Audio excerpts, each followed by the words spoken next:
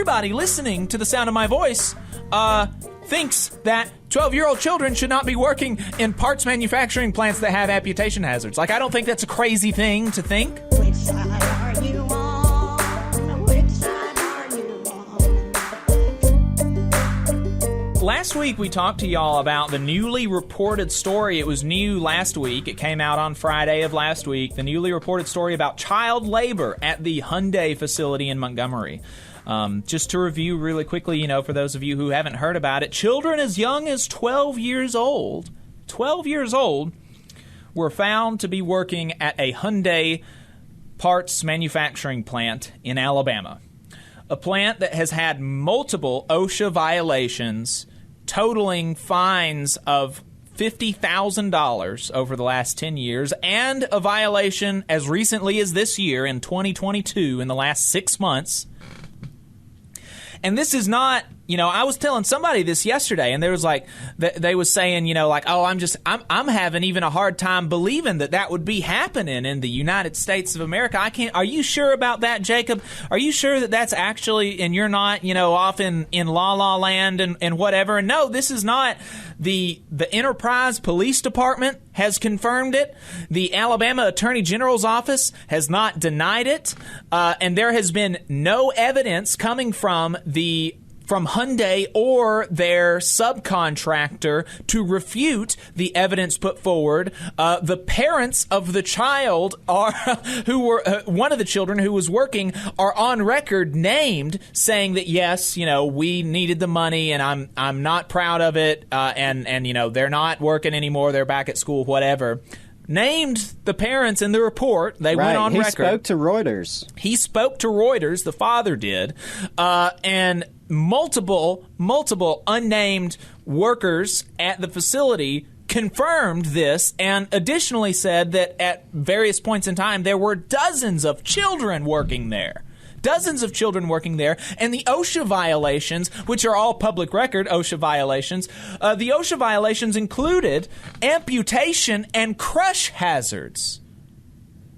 So that was just a recap of what the report, what the state of things was last week.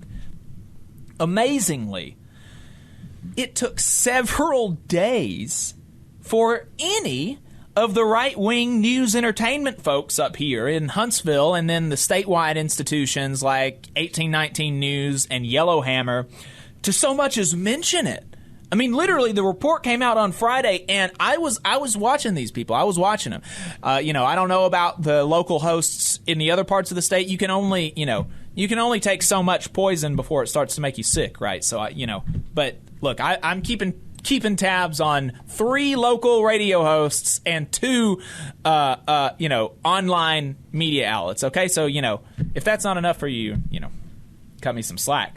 But the first mention of this from Dale Jackson, from Michael Yaffe, from Phil Williams, from 1819 News, and from Yellowhammer News, the first mention of it was on Tuesday. What's that? Saturday, Sunday, Monday, Tuesday. 4 days after this comes out is the first time that they mentioned it. 4 days. And they're doing this for hours every day. It's not like us, we've got an hour and a half on the radio and then another hour and a half online every week. So, we got to be really selective, and sometimes we're not going to get to everything. There's always stuff that we want to talk about that we're not going to be able to get to. And we're volunteers. We scour the news in our free time and of course talk with brothers and sisters and such as Mel, and we get reports. But these are professionals. Media these are people who are literally getting Koch billionaire money to do this, local capitalist money to do this as their full-time job, and they're on the radio for 3 hours a day. 3 hours a day, and they don't have the time to mention it until Tuesday. And then, even when they do, the only person that I've even seen so much as mention it on the radio is Dale Jackson, and he only mentioned it in passing. 1819 News and Yellowhammer only mentioned it in one article this week, and they only did that as a way to attack immigrants. They only did that as a way to attack immigrants, not as a way to lament the tragedy of children working at a facility with amputation hazards, not as a way to point out the failings of the Attorney General for refusing to act after knowing about children working here for 5 months and still to this day not having done so much as issued a statement on the matter. Not as a way to point out the tyrannical nature of bosses and the necessity of workers to organize and secure a good and safe life for themselves, their families, their children, and their communities. They only did it as a way to contort the story to attack immigrants, if they mentioned it at all. I haven't even heard Yaffe or Phil Williams mention it. And now, I haven't listened to every second of their radio shows. But I have not seen or heard of them so much as mention it.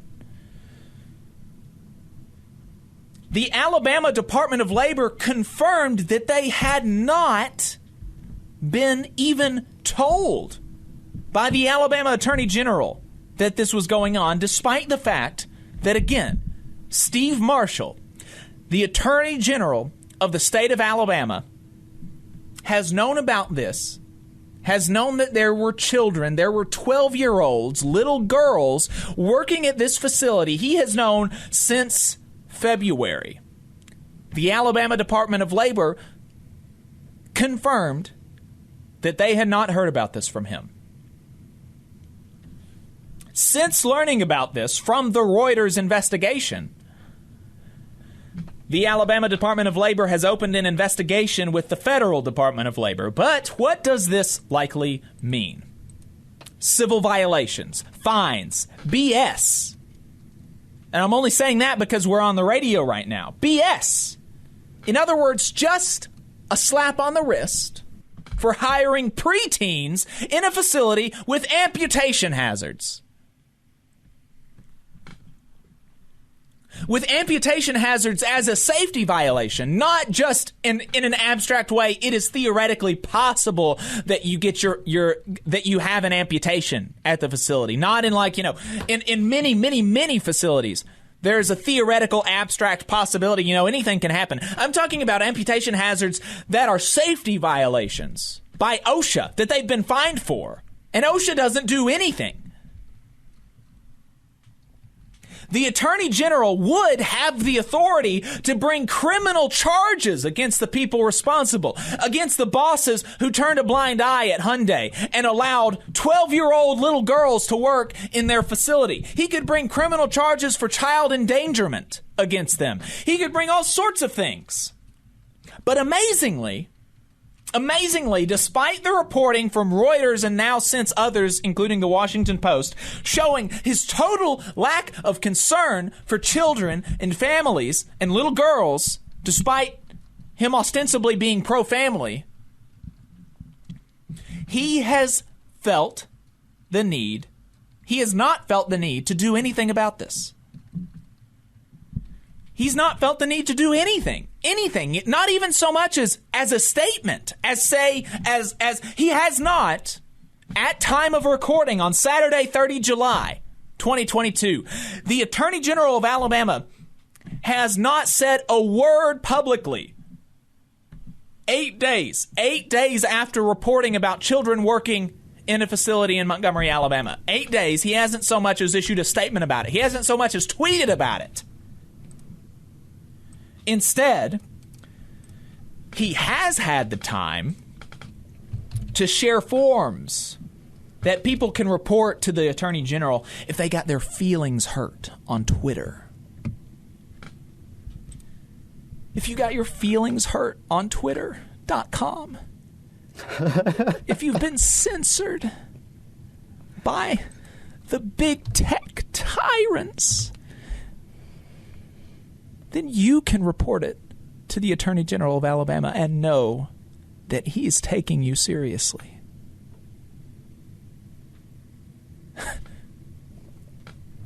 But when it comes to protecting children from actual physical danger, he won't even so much as acknowledge it. It's disgusting. And one reason for that is exactly what I talked about earlier. The right-wing news entertainment industry in this state has put no pressure on him to do anything. And he's clearly not individually motivated by any sense of justice or, concern about the citizens and the children of Alabama. And so it will take, and it would take, some amount of pressure coming up from below to make him do anything about this. It would take some sort of pressure on him because he doesn't care. He has no sense of justice himself, Steve Marshall, apparently. Yellowhammer News. Coke-funded flat earth military coup crypto bro boosting 1819 news. Michael Yaffe, Dale Jackson, Phil Williams, none of them have tried to put pressure on him to do anything about this. Most of them have not even so much as mentioned the story in passing, as far as I can tell. And where they have, like I said, it's been in passing and to attack immigrants. They have not done it to illustrate that this is a political problem, that the Alabama Attorney General is choosing to allow children to work in the state of Alabama. I don't even think that I've seen his name mentioned in any of the reports from them about this.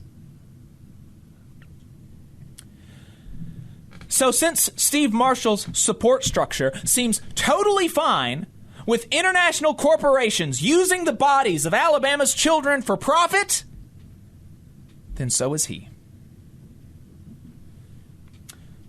From one of our listeners, when our clip dropped last week about this story, Bearded Builder, he said, I just called Steve Marshall's office. This was last week. I talked to a guy and asked him if he knew anything about it. He said, let me connect you to someone who can help you. And it was an answering machine. I left a message, but doubt it will help anything, but we can try. If you want to register your frustration with the fact that the Attorney General of the state of Alabama is allowing international corporations to use the bodies of Alabama's children for profit, then you can call him. You can send him a letter.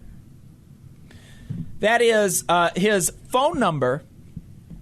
The phone number of the Attorney General of the state of Alabama is 334-242-7300.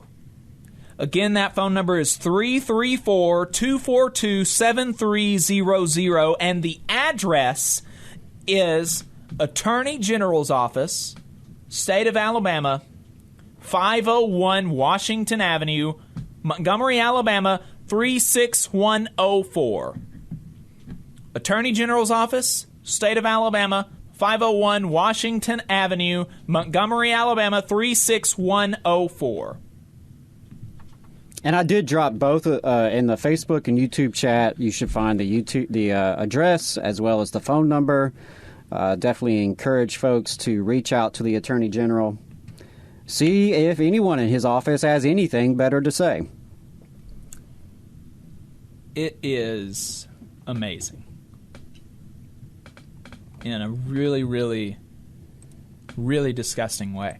And I think, like the people that were having a difficult time to believing this yesterday, they were, they were outraged about it. They were not happy about it. And they were, amazed that the people on their side of the aisle, quote unquote, because these were conservative people that I was talking to, they were amazed that people on their side of the aisle, the Attorney General, who's a Republican, was not doing anything about it, that he hasn't even so much as put out a statement. So, I think, look, we're on a conservative talk radio station, WVNN, live. We will be later on a black talk station in Muscle Shoals, WZZA.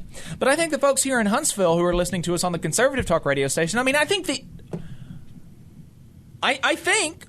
that most of you, everybody listening to the sound of my voice, thinks that 12-year-old children should not be working in parts manufacturing plants that have amputation hazards. I don't think that's a crazy thing to think.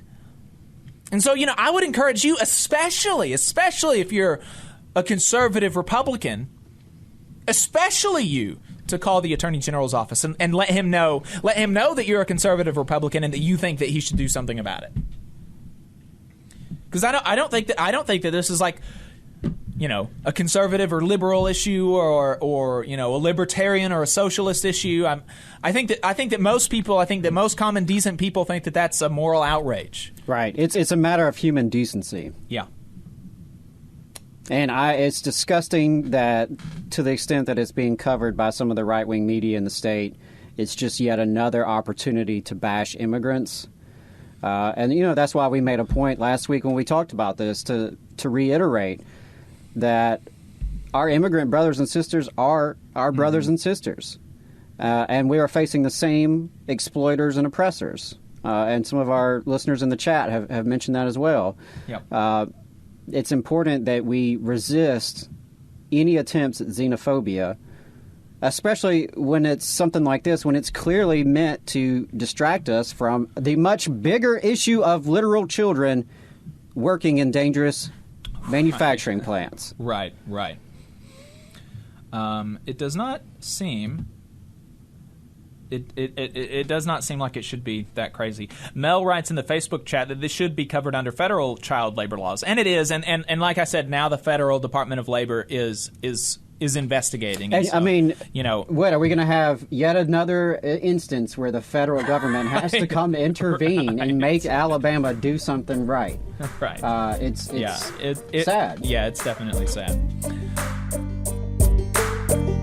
You just saw a clip from the Valley Labor Report. We are live every Saturday morning from 9:30 a.m. till 12:30 p.m. And we pride ourselves on keeping all of our content free to everybody so that we can talk to as many working folks as possible. If you support the work that we're doing, you think that it's important, you think that it's good, then consider making a monthly contribution to the project, and you can do that on our website, tvlr.fm.